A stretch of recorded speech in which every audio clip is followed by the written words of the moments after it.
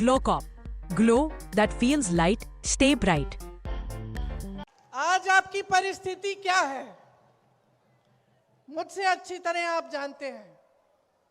आज बिहार में 20 सालों से एक ही सरकार चल रही है और ये सरकार जैसे जैसे साल बीतते गए वैसे वैसे बिहार से चली ही नहीं। आज बिहार की सरकार नीतीश जी नहीं चला रहे हैं, उनको चलाने दे ही नहीं रहे हैं। आज यहाँ की सरकार केंद्र से चलती है, जो बड़े बड़े निर्णय होने हैं वो केंद्र में होते हैं। आज बिहार में बिहार के अपने मुख्यमंत्री का भी सम्मान नहीं है। आप सब सम्मान देते हो लेकिन केंद्र सम्मान नहीं देता, और जब हर चीज केंद्र से चलेगी तो आपकी सुनवाई कहां होगी।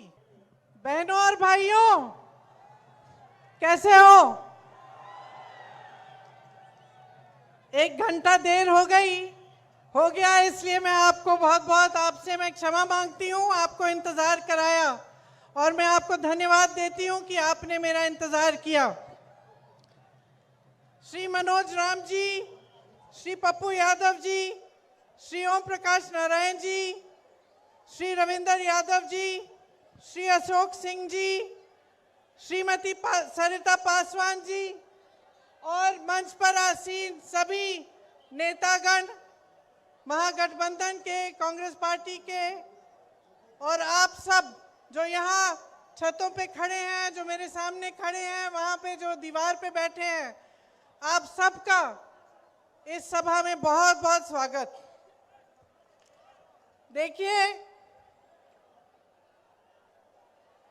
ये देवी उग्रतारा, माँ रक्तकाली, माँ कात्यायनी और माता सीता की धरती है। इस धरती को मेरा प्रणाम। ये आध्यात्मिक धरती है। राजा जनक जी की, आदि शंकराचार्य जी की, मंडन मिश्रा और भारती मिश्रा जी की। इस धरती का इतिहास एक ऐसा इतिहास है जिस पर आप सबको गर्व होना चाहिए। आपको सबसे पहले ये समझना चाहिए कि बिहार प्रदेश का और बिहार के वासियों का इस देश के निर्माण में क्या महत्व है। आपने ही इस देश को महात्मा गांधी का संघर्ष दिया, यहीं से उन्होंने अपना स्वतंत्रता संग्राम शुरू किया, जिसकी वजह से आज हम सब यहाँ खड़े हैं। आज आपके भविष्य सामने हैं। आज आपके जितने भी निर्माण के कार्य होते हैं, क्योंकि हम स्वतंत्र हैं, क्योंकि ये देश आज़ाद है, क्योंकि हमारा एक संविधान बना, जिसके लिए महात्मा गांधी ने जो संघर्ष था वो यहाँ से शुरू किया। आप ही ने इस दुनिया को गौतम बुद्ध जी दिए, जिसका नमन पूरा विश्व करता है, जिन्होंने एक रास्ता दिखाया शांति का, हिंसा का। वैसे ही गांधी जी ने एक रास्ता दिखाया जो इस देश की राजनीति में गढ़ा हुआ है, जिसने इस देश की राजनीति की नींव डाली। जो हमारा संविधान है वो इसलिए पैदा हुआ, इसलिए बनाया गया ताकि इस देश का एक एक नागरिक समानता की दृष्टि से देखा जाए, ताकि चाहे प्रधानमंत्री हो, चाहे बड़ा अधिकारी हो, चाहे गांव में एक महिला हो, चाहे किसी भी जाति का हो, किसी भी धर्म का हो, उसे एक वोट मिलता, और उसे एक वोट से इस देश की सरकारें बनती हैं और बिगड़ती हैं। तो हमारे संविधान ने जो आपको सबसे बड़ी शक्ति दी वो आपकी वोट की शक्ति है, और उसी शक्ति को आप इस्तेमाल करने जा रहे हैं। तो सबसे पहले तो इस देश में अपनी जगह को पहचानो, अपनी धरती को पहचानो, और अपने आप में आत्मविश्वास रखो, गर्व रखो कि आप बिहार के वासी हो, बिहार के नागरिक हो। देखिए, जो भाजपा की सरकार है और जो एनडीए की सरकार यहां बिहार में चल रही है, वो आज आपके वोट को खतरे में डाल रही है। वही जो मूल अधिकार है आपका, जिससे ये देश बनता है, जिससे सरकारें बनती बिगड़ती हैं, उसको खत्म करने की साजिश करते हैं। आपने वोट चोरी के बारे में सुना है? सुना है कि नहीं? सुना है ना? 65 लाख नाम काटे हैं बिहार में से। इसका मतलब है कि 65 लाख लोगों के अधिकार रद्द कर दिए हैं। कौन से अधिकार? और आपके जीवन में क्या क्या फर्क पड़ता है इसके होने से? सिर्फ ये फर्क नहीं है कि वोट के दिन आप जाकर अपना वोट नहीं डाल सकते, ये फर्क नहीं है। सबसे बड़ा फर्क ये है कि जितने भी आपके अधिकार हैं वो आपकी नागरिकता से और आपके वोट से जुड़े हुए हैं। जितनी सरकारी स्कीमें हैं, सरकार से जो जो मिलता है, चाहे पेंशन हो, चाहे मनरेगा में आप काम कर सकते हैं या नहीं, सब इन चीजों से जुड़ा हुआ है। तो जिस दिन आपका वोट कट जाता है, उसका मतलब है कि आपकी नागरिकता रद्द कर की जा रही है। उसका मतलब है कि जितनी भी सरकारी स्कीमें हैं, सब कुछ ये बाद में आपसे कट जाएंगी। तो ये एक बहुत बड़ी साजिश है और आपको इसको समझना पड़ेगा। तो जब जब आप राजनीतिक दलों, पार्टियों की राजनीति समझते हैं, उनकी विचारधारा को देखते हैं, उनके नेताओं को देखते हैं, तो क्या देखना चाहिए, क्या पूछना चाहिए? आपको हमेशा यह समझना चाहिए कि जो नेता आपके भविष्य के बारे में, आपके वर्तमान के बारे में बात कर रहा है, वो नेता सही है। जो नेता, जो राजनीतिक दल, जिसकी विचारधारा आपके संघर्ष को समझ रही है, वही विचारधारा ठीक है। आज आपकी परिस्थिति क्या है, मुझसे अच्छी तरह आप जानते हैं। आज बिहार में 20 सालों से एक ही सरकार चल रही है और ये सरकार जैसे जैसे साल बीतते गए, वैसे वैसे बिहार से चली ही नहीं। आज बिहार की सरकार नीतीश जी नहीं चला रहे हैं, उनको चलाने दे ही नहीं रहे हैं। आज यहाँ की सरकार केंद्र से चलती है। जो बड़े बड़े निर्णय होने हैं वो केंद्र में होते हैं। प्रधानमंत्री जी करते हैं, गृह मंत्री जी करते हैं। आज बिहार में बिहार के अपने मुख्यमंत्री का भी सम्मान नहीं है। आप सब सम्मान देते हो, लेकिन केंद्र सम्मान नहीं देता। और जब हर चीज केंद्र से चलेगी तो आपकी सुनवाई कहां होगी? जब आपकी सीएम की सुनवाई नहीं हो रही है, तब आपकी सुनवाई कहां हो रही है? दूसरी बात समझने वाली यह है कि भाजपा के सबसे बड़े बड़े नेता जो हैं, यहां आए भी थे मेरे ख्याल से, गृह मंत्री जी, प्रधानमंत्री जी, क्या बात करते हैं? हमेशा अतीत की बातें करते हैं कि भाई ये इसलिए बिगड़ा हुआ है क्योंकि जवाहरलाल नेहरू ने बिगाड़ा होगा। आज तुम्हारी गांव में टूटी से पानी इसलिए नहीं आ रहा है क्योंकि इंदिरा जी ने कुछ किया होगा। तुम्हारी सड़क की मरम्मत नहीं हो रही है क्योंकि जवाहरलाल नेहरू ने उस समय कुछ गलत कर दिया होगा। हमेशा अतीत की बातें करते हैं और हमेशा कहीं ना कहीं से किसी ना किसी का अपमान निकाल लेते हैं ताकि आपका ध्यान भटक जाए। कर्नाटका में चुनाव था, वहां गए, कहने लग गए कि कर्नाटका के लोगों का अपमान किया है विपक्ष ने। बंगाल गए तो बंगाल का अपमान। यहां बिहार आते हैं तो कहते हैं कि पूरे विपक्षी दल के सारे नेता बिहार की जनता का अपमान कर रहे हैं। तो मैं सोच रही थी इनका भाषण सुनते हुए कि मैं एक सुझाव देना चाहती हूं प्रधानमंत्री जी को, क्योंकि उनका समय जो है बहुत महत्वपूर्ण है इस देश के लिए। प्रधानमंत्री और गृह मंत्री जी का जो समय है वो काम करने में जाना चाहिए कि नहीं जाना चाहिए? जाना चाहिए, रोजगार दिलवाने में जाना चाहिए कि नहीं जाना चाहिए? बेरोजगार हो ना तुम, बेरोजगार हो ना, पढ़े लिखे भी होगे, पढ़े लिखे हो लेकिन बेरोजगार हो। तो प्रधानमंत्री जी का जो समय है वो रोजगार दिलवाने में, विकास लाने में, बड़े बड़े उद्योगों को लगवाने में लगना चाहिए। इसीलिए मेरा सुझाव ये है कि वो एक नया मंत्रालय बना दें और उसका नाम रखें अपमान मंत्रालय। क्यों?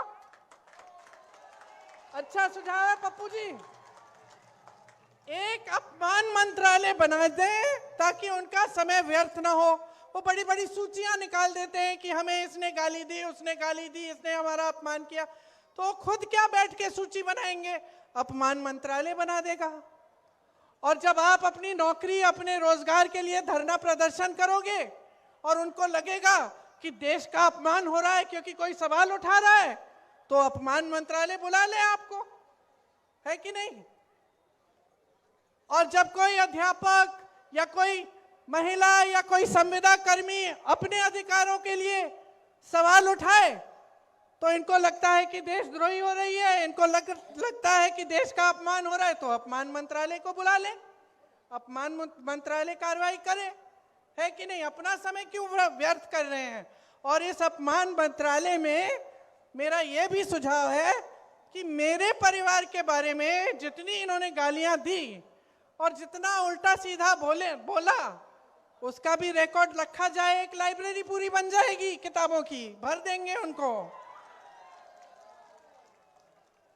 क्योंकि अफसोस की बात यह है कि इन फिजूल की बातों में आपका समय बर्बाद किया जा रहा है। इनके नेता मंच पे आते हैं, आपकी बात नहीं करते, ये नहीं बताते हैं कि आपको कितने रोजगार देंगे, ये नहीं बताते हैं कि बिहार में जो इतनी अच्छी शिक्षा की व्यवस्था थी, जो आईपीएस, आईएएस, आईएफएस के बड़े बड़े अधिकारी भेजती थी देश में, वो ठप क्यों हो गई? बताते नहीं है कि पेपर लीक क्यों हो रहा है आपका, कि जो ये नौजवान सारे यहाँ खड़े हैं, पढ़ते हैं, लिखते हैं, सालों ये संघर्ष करते हैं, पेपर देते हैं भर्ती के लिए और पेपर लीक हो जाता है, रद्द हो जाता है, कोई घोटाला हो जाता है, कोई पैसे ले रहा है उसमें से। ये नहीं बताते कि क्यों हो रहा है और उसको रोकने के लिए क्या करने जा रहे हैं। जो ये बड़े बड़े भाजपा के नेता हैं वो आपको सामाजिक न्याय की बात नहीं करेंगे आपके सामने। वो ये नहीं कहेंगे कि आपका हिस्सा, आपका हक आपको मिलना चाहिए। जो बड़े बड़े भाजपा के नेता हैं वो आपको ये नहीं बताएंगे कि बिहार में इतना भ्रष्टाचार क्यों हो रहा है, कितने घोटाले हो रहे हैं, कि जो पैसा आपकी स्कीमों के लिए, आपको आगे बढ़ाने के लिए, आपके विकास के लिए दिया जा रहा है, वो पैसा कोई खा रहा है, वो पैसा आपके पास पहुंच नहीं रहा है। ये बातें नहीं कर रहे हैं। मेरी बहनें यहाँ खड़ी हुई हैं, आपके संघर्ष को कौन पहचान रहा है? कौन पहचान रहा है? खेती में काम करती हो, घर के बाहर अगर जाती हो काम करने के लिए, घर आके भी काम करती हो, सोती नहीं हो जब तक बच्चों ने खाना खा लिया है, जब तक परिवार के सब सदस्यों ने कुछ खा लिया है, कभी कभी खाली पेट सो जाती हो, सुबह सबसे पहले उठती हो, इस समाज का पूरा बोझ तुम उठाती हो। परिवार की परवरिश, बच्चों की परवरिश, परिवार का देखभाल, बड़ों का देखभाल, छोटों का देखभाल, सब आप कर रही हो। कोई पूछने वाला है? किसी ने आपको कुछ दिया? अब चुनाव आ रहा है तो 10,000 रुपए दिए जा रहे हैं।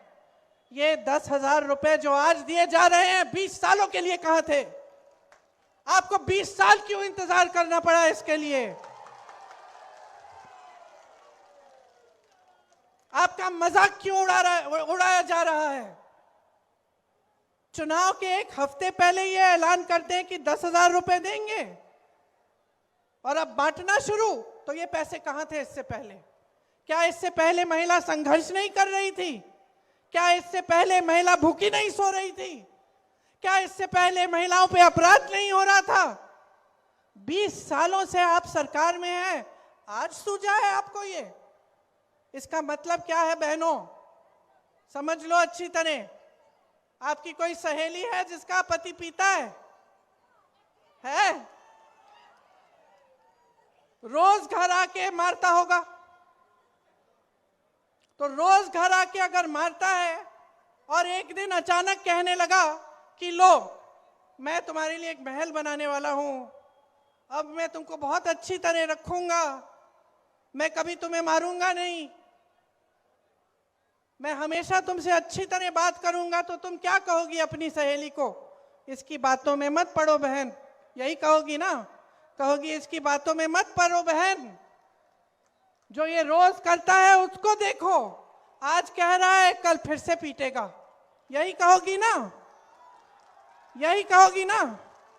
क्योंकि महिलाएं जो हैं नियत को पहचानना जानती हैं। मैं भी महिला हूं, मैं जानती हूं, नियत को पहचानना जानते हैं हम जानते हैं कि कौन करता है हमारे लिए और कौन नहीं करता। हम जानते हैं कि 20 सालों से हम भटक रहे हैं, हम संघर्ष कर रहे हैं, हमारी कोई सुनवाई नहीं है, और चुनाव के एक हफ्ते पहले आपने 10,000 रुपए देना शुरू कर दिया। बहनों 10,000 रुपए ले लो, लेकिन अपना वोट मत दो।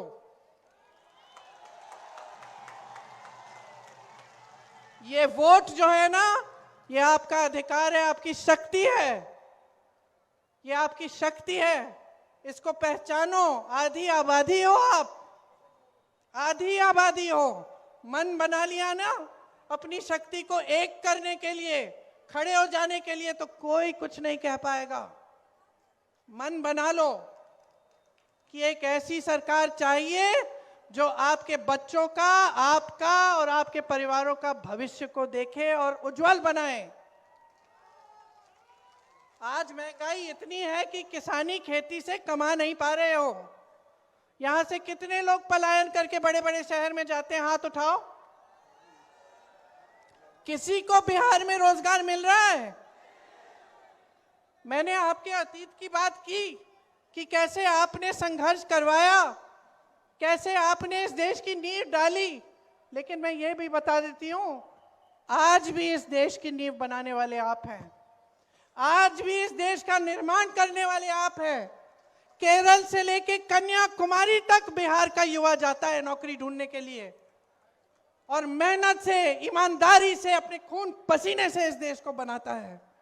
आपको बाहर जाना पड़ता है, पलायन करना पड़ता है, क्योंकि यहां आपको कुछ मिल नहीं रहा है। अपने परिवारों को छोड़कर एक छोटे से कमरे में किसी बड़े शहर में जहां कोई अपना नहीं है, वहां 4-5 और युवाओं के साथ आपको रहना पड़ता है। दिन रात संघर्ष करते हो, कोई टाइमिंग नहीं, कोई ठीक तरह से आपको वेतन नहीं दे रहा है, कोई अच्छा रोजगार नहीं मिल रहा है, फिर भी आप करते हो। फिर भी आप अपने परिवारों को सिर्फ त्योहारों के समय, जब छुट्टी मिलती है तब मिलते हो, तब घर आ पाते हो। यहाँ खेती करते थे, खेती से कमाई होती थी, आज खेती से कमाई नहीं है। आज खेती करो, धूप में संघर्ष करो, सब कुछ महंगा हो गया है, सारा खेती का सामान महंगा है, उपज का दाम नहीं मिलता है, समर्थन मूल्य नहीं मिलता, न्यूनतम समर्थन मूल्य। खेती करते हो, कुछ मिलता ही नहीं है, कमा नहीं पाते। और उधर जितने भी बड़े बड़े उद्योग हैं, जिससे पहले नौकरियां मिलती थी, जिसमें लोग मरते थे उन नौकरियों के लिए, सब लोग चाहते थे कि हमें सरकारी रोजगार चाहिए। क्यों? यहाँ बुजुर्ग बैठे बताएंगे, क्योंकि उससे सुरक्षा मिलती थी, पेंशन मिलता था, ऐसे लगता था कि अब नौकरी लग गई है, जीवन भर हम ठीक होंगे, हमें अब चिंता की जरूरत नहीं होगी। आज की परिस्थिति क्या है बहनों और भाइयों?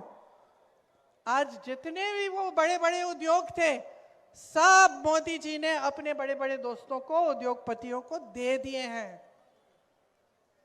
यहाँ के हवाई अड्डे आप देखिए, अभी तो एक ये बात निकली कि उनके जो बड़े मित्र हैं, बड़े उद्योगपति अडानी जी, उनको 1 रुपए पर एकड़ के दाम में बिहार की जमीन दे दी, हजारों एकड़ जमीन दे दी 1 रुपए के दाम में। और अगर आप जाते खरीदने वो जमीन, कितने की बिकती? आपको लोन लेना पड़ता, आपको कहीं से पैसे इकट्ठे करने पड़ते हैं उसी जमीन के लिए जो मुफ्त में इतने बड़े बड़े उद्योगपतियों को दी जा रही है। आप लोन लेते हो, आपका लोन कभी माफ नहीं होता।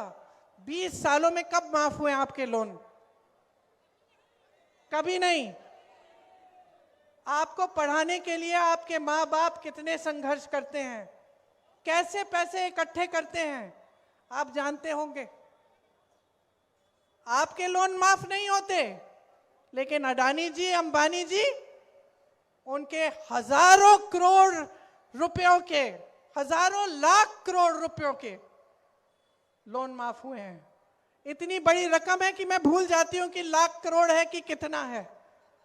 सच, हम लोग हंसते हैं, लेकिन हंसने की बात नहीं है, क्योंकि ये माफ कैसे होते हैं? आप ही के पैसों से, देश की संपत्ति से, देश के बैंकों से। तो यहां असलियत क्या है आज बिहार की? असलियत यह है कि रोजगार नहीं है, संघर्ष ही संघर्ष है। खेती किसानी से कुछ कमाया नहीं जा रहा। जो छोटे रोजगार, छोटे व्यापारी थे, छोटे दुकानदार थे, जो छोटे छोटे बिजनेस कर रहे थे, उनको मजबूत करने के लिए कुछ नहीं किया गया, बल्कि नोटबंदी ले आए थे कुछ सालों पहले, जिससे काफी लोग तबाह भी हो गए। बड़ी मुश्किल से फिर से उठाया उन्होंने अपना बिजनेस। तो ना आपको रोजगार मिल रहा है, ना शिक्षा की सुविधाएं हैं, ना महिला सुरक्षित है, ना महिलाओं के लिए रोजगार है। तो 20 सालों में किया क्या है इन्होंने किया क्या है? आप बताओ। कुछ नहीं किया। क्या आप चाहते हैं कि आप रोजगार के लिए कहीं और जाएं? क्या सब ये नहीं चाहते कि अपने परिवार के साथ रहें, कि अपने बच्चों को पास रखें, बच्चों की परवरिश में शामिल हों? क्या सब नहीं चाहते कि यहीं पे रोजगार मिले, शिक्षा मिले, यहीं पे भविष्य उज्जवल हो? सब चाहते हैं। कोई ऐसा नहीं है जो चाहता है कि कहीं दूर दराज जगह जाके अपना जीवन बनाए, अपना भविष्य बनाए। यहां पे बहुत मुद्दे हैं। बाढ़ आती है, जो कोसी नदी है उसमें बाढ़ आती है हर साल, और आपको बहुत दिक्कत होती है। बहुत गरीबी है इस इलाके में। हमारे समय में जब कांग्रेस की केंद्र में सरकार थी तो बाढ़ को राष्ट्रीय आपदा घोषित किया था, ताकि अगर बाढ़ आती थी, नुकसान होता था, तो आपको केंद्र सरकार की तरफ से कुछ मिल जाता था नुकसान को रोकने के लिए, ताकि आप कुछ कर सकते हैं उसके साथ। आज कुछ नहीं मिलता है आपको। यहाँ के जो धर्म स्थल हैं उनका कितना विकास हो सकता है, किसी ने किया है 20 सालों में? सहरसा में कोई विकास नहीं है, कोई बड़ा अस्पताल नहीं है, कोई अच्छे शिक्षा के संस्थान नहीं है। यहाँ का जो रेलवे ओवरब्रिज है, कितने समय से बनना है, अभी तक नहीं बना। तो ये सब आपकी समस्याएं हैं।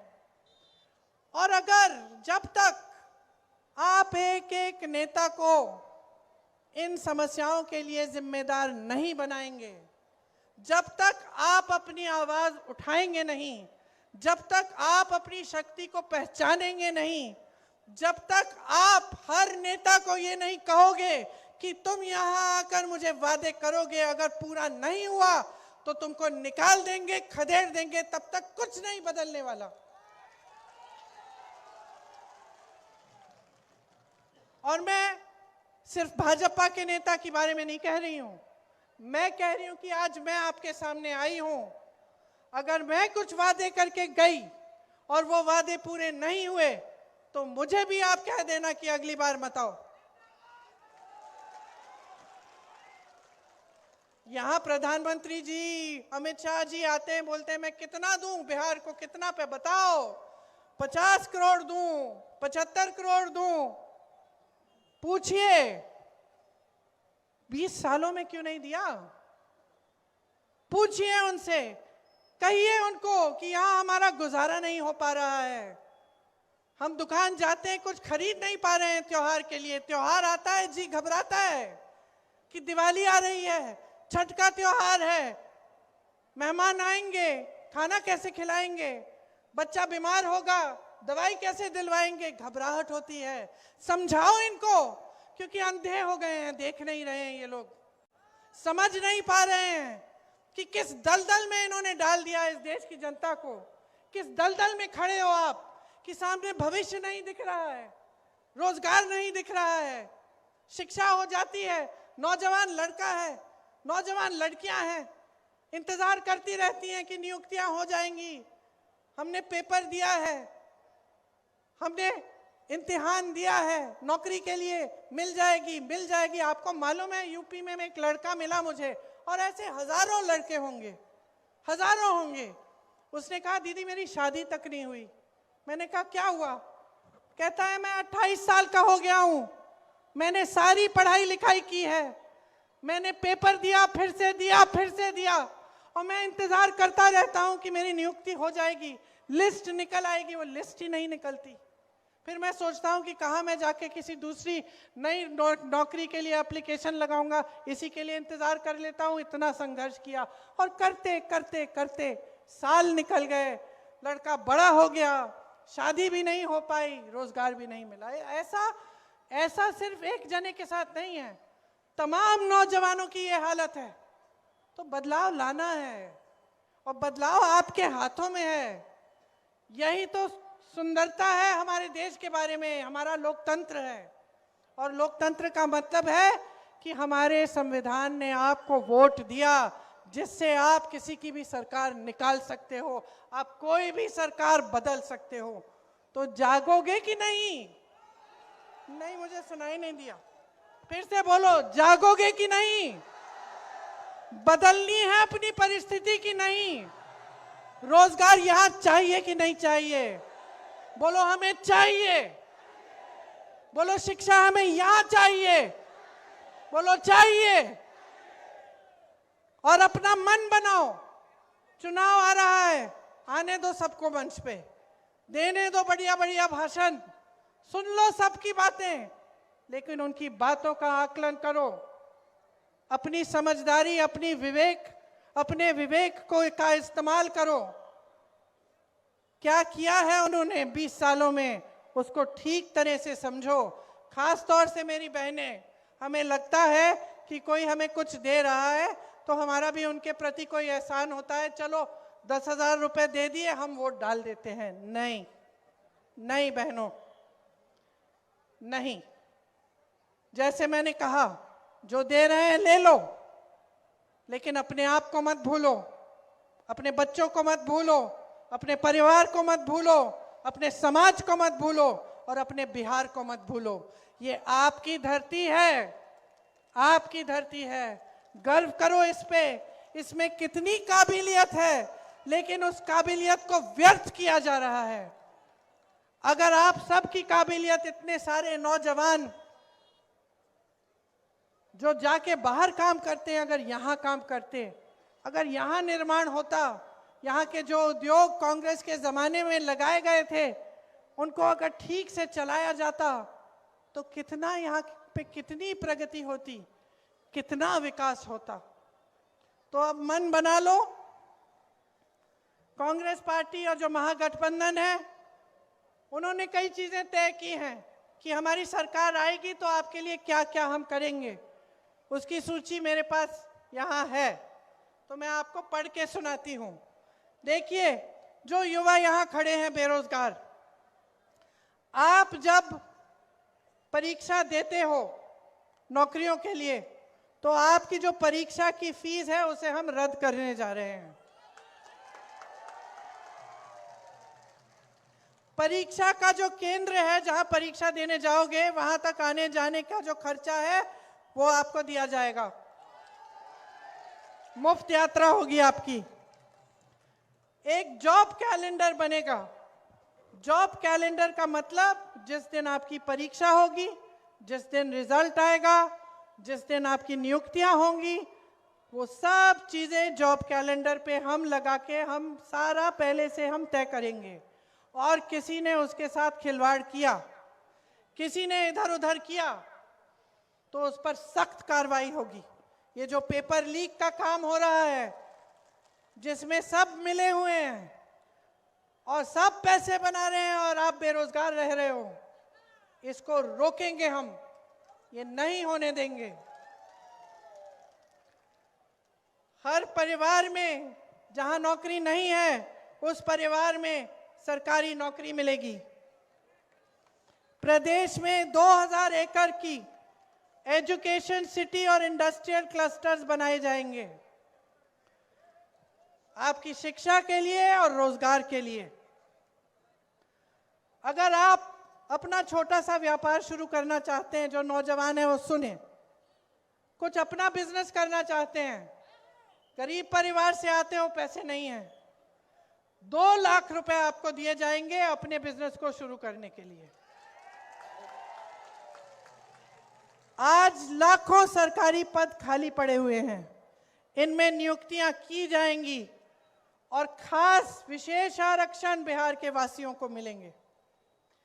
3 साल की जो डिग्री है आपकी, इसे आप 3 साल में खत्म करेंगे, आपको 6-7 साल इंतजार नहीं करना पड़ेगा। और आवासीय अंग्रेजी मॉडल विद्यालय बनवाएंगे। मेरी बहनें, मैं जानती हूं कि आपका सबसे ज्यादा संघर्ष आप करती हैं, सबसे ज्यादा। आपको आगे बढ़ना भी पड़ता है, बच्चियों को पढ़ाना भी पड़ता है, तब भी संघर्ष है।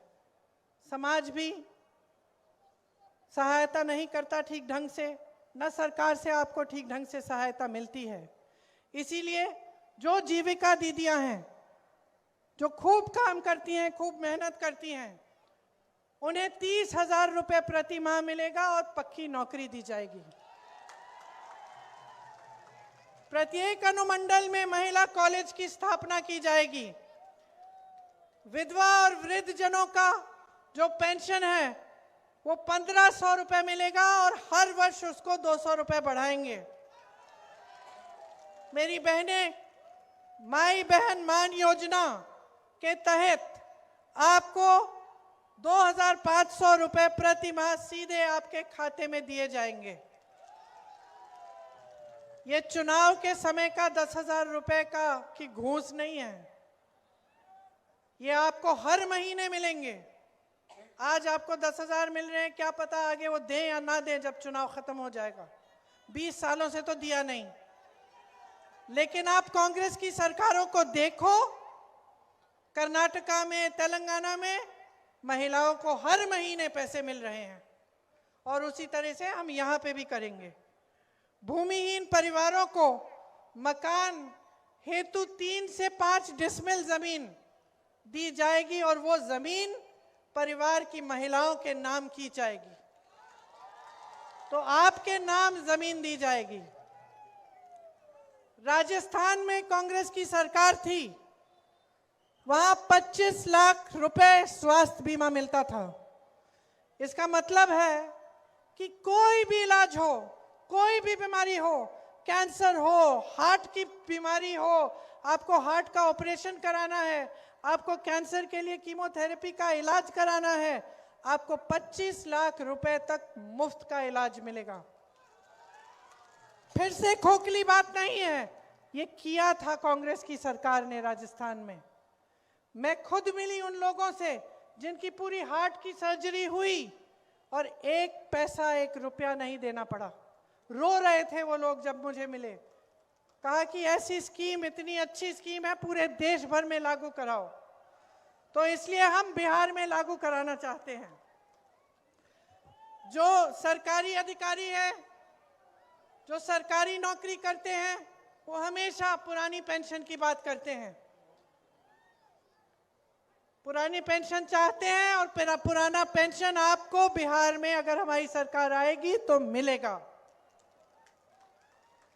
ये जो संविदा कर्मियों और आउटसोर्सिंग पर जो काम करते हैं, इस पर कार्यरत कर्मचारियों को स्थायी बनाया जाएगा ताकि आपको घबराहट ना हो, आपकी भी नौकरी स्थायी हो जाए। 5 नए एक्सप्रेसवे बनाए जाएंगे। दिव्यांग पेंशन 3,000 रुपए का दिया जाएगा और किसान भाइयों के लिए न्यूनतम समर्थन मूल्य का हम गारंटी दे रहे हैं। मंडी की व्यवस्था बनाएंगे। मनरेगा में 300 रुपए प्रतिदिन आपको मिलेंगे और काम के दिन हम 2 गुना करेंगे। 200 यूनिट बिजली आपको हम मुफ्त दिलवाएंगे। पंचायती राज एवं नगर निकायों में ईबीसी आरक्षण 30% और एससी आरक्षण 20% किया जाएगा। अति पिछड़ा वर्ग अत्याचार निवारण अधिनियम बनाया जाएगा आप पर अत्याचार रोकने के लिए। निजी शिक्षा संस्थानों में भी आरक्षण लागू होगा। ये सारे काम हम करना चाहते हैं और हम चाहते हैं कि बिहार का एक एक वासी आगे बढ़े, कि आपकी प्रगति हो, कि ये जो पलायन की जो समस्या है ये खत्म हो जाए, कि आपको यहाँ रोजगार मिले, आपके हाथ यहाँ मजबूत बने। और मेरी बहनें, आपके लिए हम चाहते हैं कि आपके भविष्य अच्छे बने, कि आपकी घबराहट दूर हो जाए, आपको शक्ति मिले। तो आप अगर अपने आप को जनता को मजबूती देने का काम करना चाहते हैं तो आप महागठबंधन की सरकार लाइए। आइए, इनको जानते हैं आप? जानते हैं? ये खूब संघर्षशील है, मेहनती है और ईमानदारी से आपके लिए काम करेंगी। सरिता पासवान जी महागठबंधन की यहाँ की उम्मीदवार हैं। आप इनके हाथ मजबूत करिए, इससे आपकी शक्ति बढ़ेगी, आप मजबूत होंगे और आपका एक उज्जवल भविष्य बनेगा। तो आपने मेरी सारी बातें बड़ी ध्यान से सुनी है। आशा है कि जिस दिन पोलिंग है, जिस दिन आपको वोट डालने जाना होगा, उस दिन भी आप मेरी बातों को याद रखेंगे, अपने दिल में रखेंगे और अपना वोट अपने ही लिए डालेंगे। बिहार के लिए, अपने परिवार के लिए, अपने गांव के लिए, अपने समाज के लिए, अपने शहर के लिए, अपने महान प्रदेश के लिए जिसने इस देश का निर्माण किया। एक बार मेरे साथ बोलिए, बिहार की धरती की जय, बिहार की धरती की जय, बिहार की धरती की जय। जय हिंद।